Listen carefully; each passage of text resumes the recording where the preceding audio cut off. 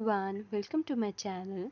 आज की वीडियो में हम बात करने वाले हैं चैप्टर नंबर 1 जो कि है क्रॉप प्रोडक्शन एंड मैनेजमेंट। ठीक है, तो सबसे पहले देखिए कि पहेली और बूझो गर्मियों की छुट्टियों में अपने अंकल के हाउस जाते हैं। ठीक है, तो उनके अंकल एक फार्मर हैं, तो वहाँ वो बहुत सारे टूल्स देखते हैं। ठीक है, जो टूल्स रहते हैं वो होते हैं खुरपी, सिकल, शोवल, प्लो।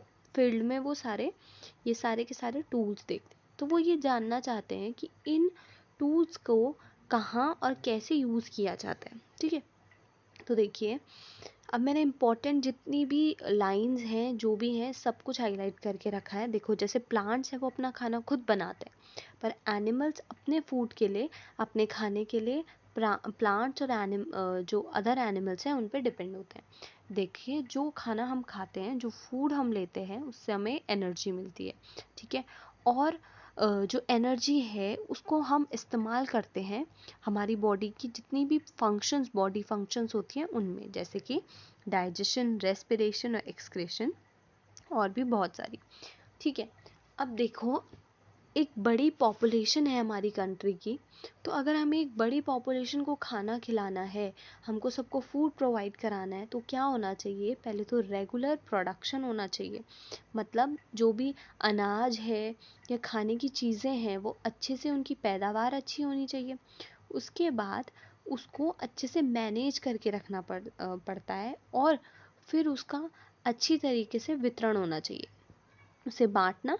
तो वो भी सही तरीके से होना चाहिए, तब जाके सबको फूड प्रोवाइड होता है या हो पाएगा। ठीक है, तो एग्रीकल्चरल प्रैक्टिसेस मतलब जो आपकी एग्रीकल्चर से रिलेटेड हैं। ठीक है, तो देखिए यहाँ पर एक बॉक्स दे रखा है, तो देखिए इसमें क्या लिखा है कि 10,000 BCE तक जो पीपल थे, यानी कि जो लोग थे वो नॉमेटिक थे। और नॉमेटिक थे मतलब जैसे जो आदिवासी थे ना, वो क्या करते थे, एक जगह से दूसरी जगह घूमते रहते थे खाने की और घर की तलाश में, मतलब कोई जगह उन्हें रहने के लिए मिल जाए। वो कच्चे फ्रूट्स और वेजिटेबल्स को खाते थे। ठीक है, फिर कुछ टाइम बाद उन्होंने जानवरों को मारना शुरू किया। फिर धीरे धीरे करके उन्होंने राइस और वीट, मतलब इन सब चीज़ों को उगाना स्टार्ट किया, और इस तरीके से एग्रीकल्चर की शुरुआत हुई है। तो सबसे पहले हम जान लेते हैं व्हाट इज़ क्रॉप।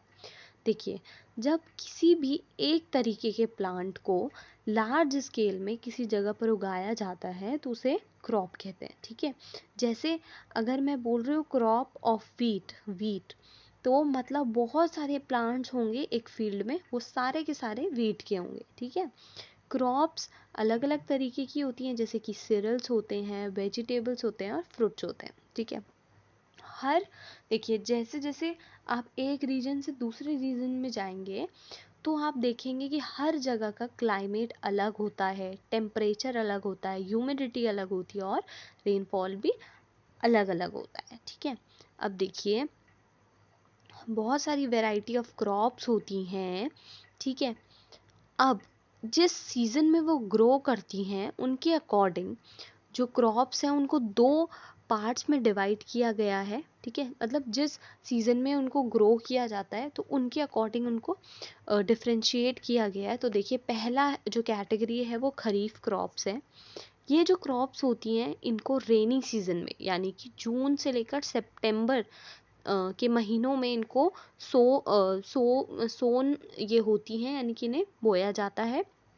और इसके एग्जाम्पल्स मतलब कौन कौन सी होती है खरीफ क्रॉप्स? पैडी, मेज, सोयाबीन, ग्राउंडनट और कॉटन, ये सारी की सारी खरीफ क्रॉप्स हैं। जबकि राबी क्रॉप्स क्या होती हैं?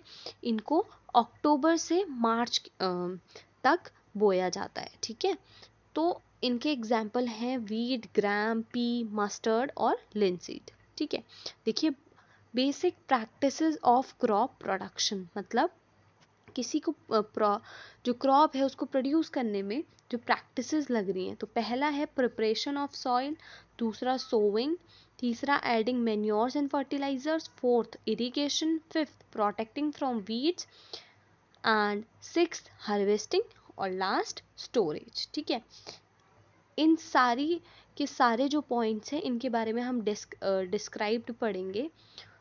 अगली वीडियो में। So thank you everyone for watching the video. Make sure you share, like and comment. Thank you everyone.